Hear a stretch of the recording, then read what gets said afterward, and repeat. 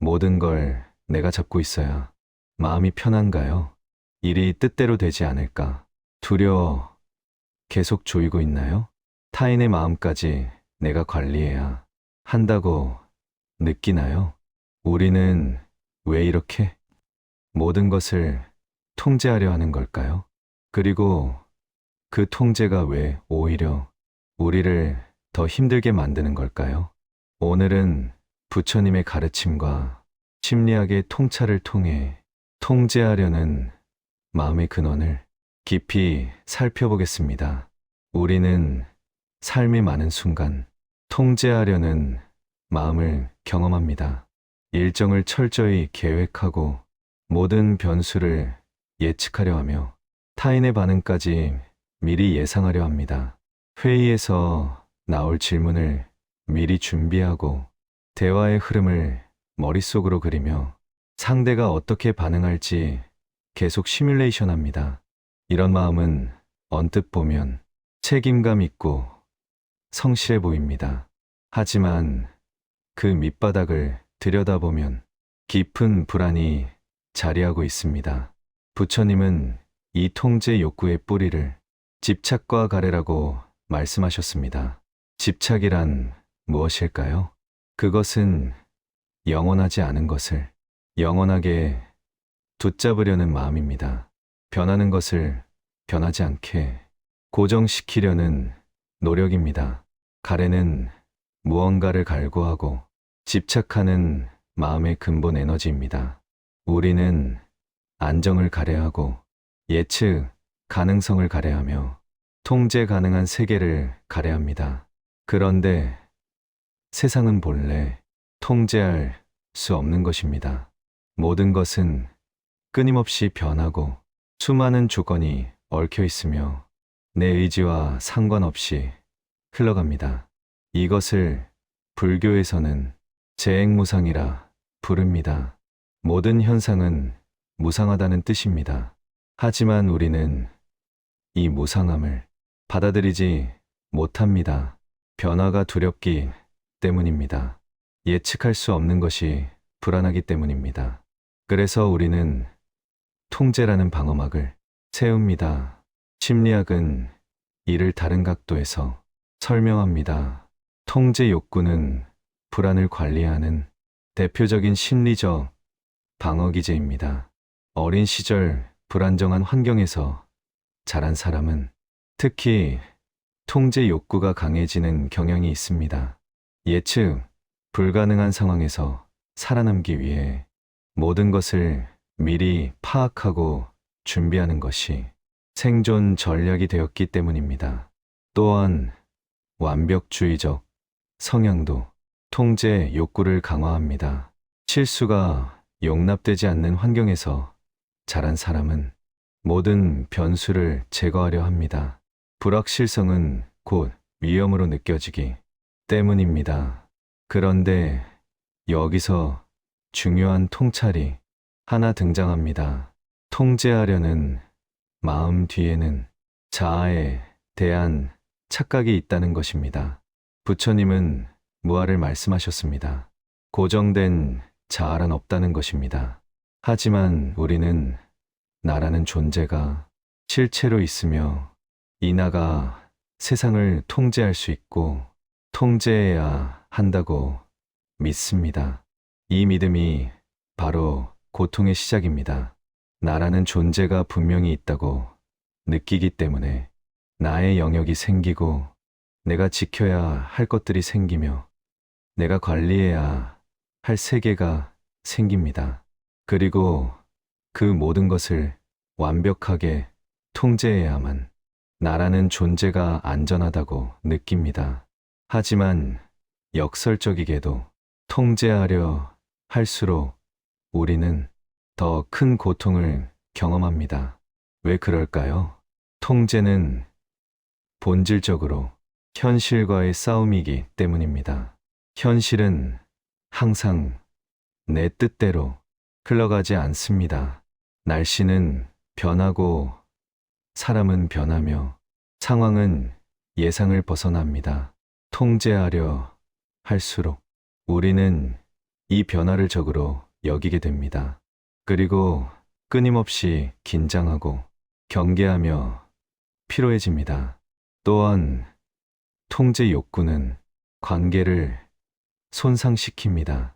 타인을 통제하려는 마음은 상대를 하나의 인격체가 아닌 내 계획의 도구로 보게 만듭니다. 상대가 내 예상대로 움직이지 않으면 화가 나고 실망하며 관계는 긴장과 갈등으로 채워집니다. 심리학자들은 이를 과도한 책임감의 문제로도 봅니다. 모든 것을 내가 책임져야 한다는 믿음은 결국 나를 지치게 만듭니다. 세상의 모든 결과를 내가 통제할 수 있다고 믿는 것은 오만이면서 동시에 자기학대입니다. 부처님은 이렇게 말씀하셨습니다. 집착하면 고통이 따르고 집착하지 않으면 고통이 사라진다고.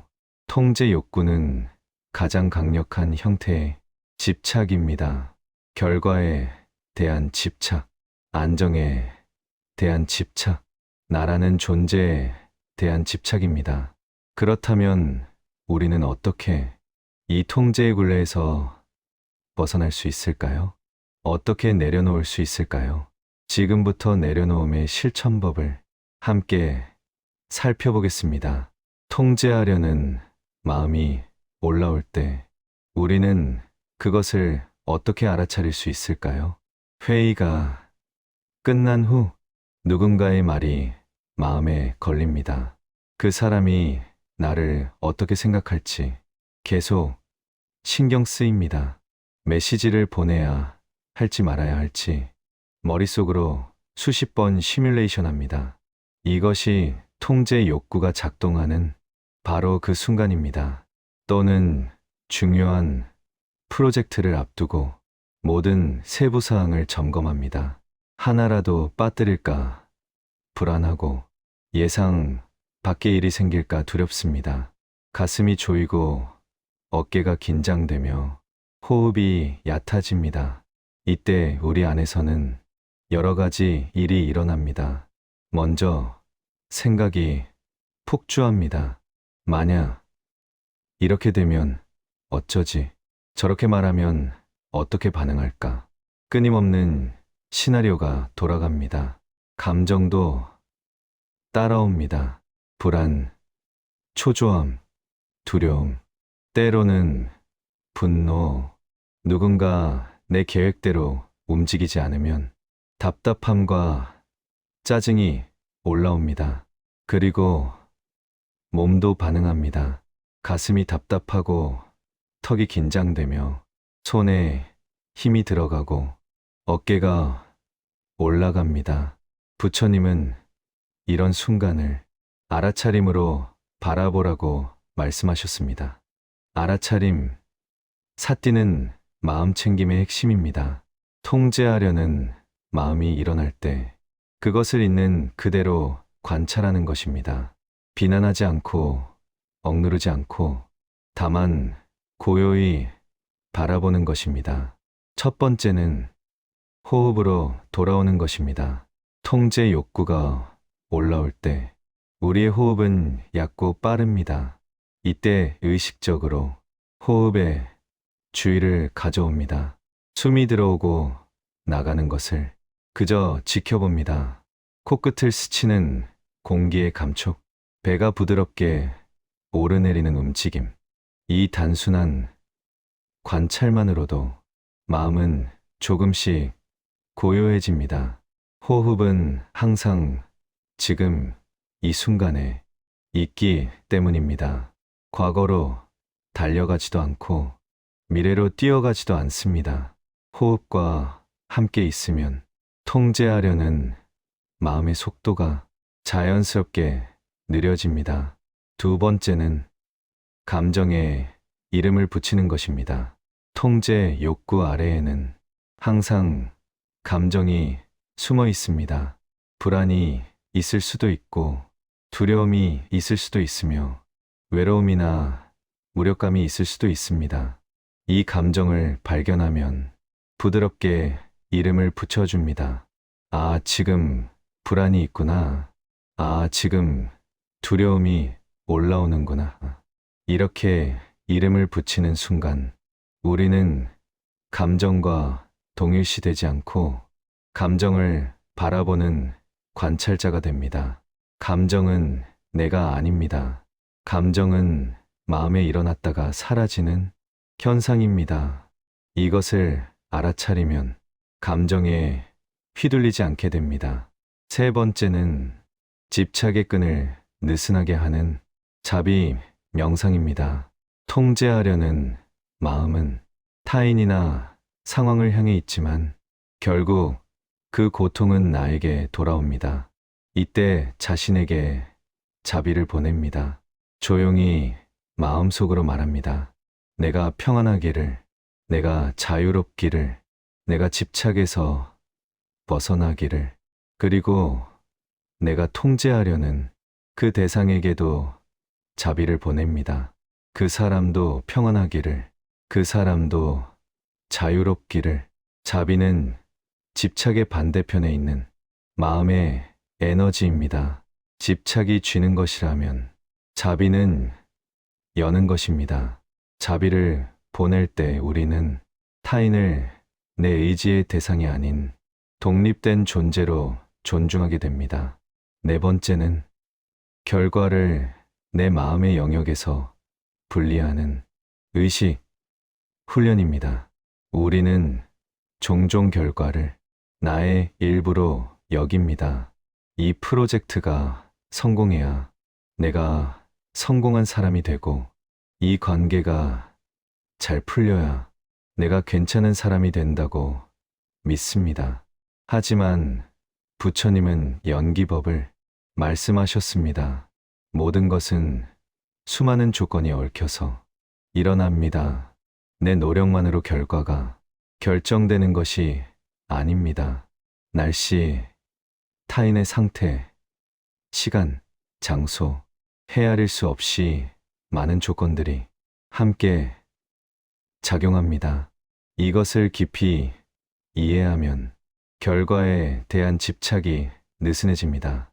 내가 할 수 있는 최선을 다하되 결과는 조건의 흐름에 맡기는 것입니다. 이것이 바로 중도의 지혜입니다. 중도란 극단을 피하는 것입니다.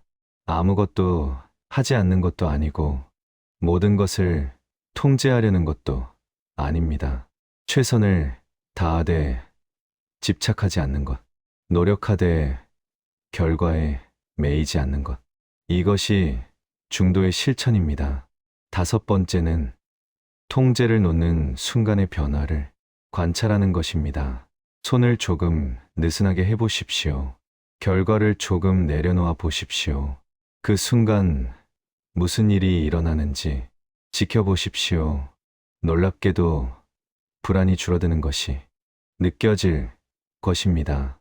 어깨의 긴장이 풀리고 호흡이 깊어지며 마음에 여유가 생깁니다.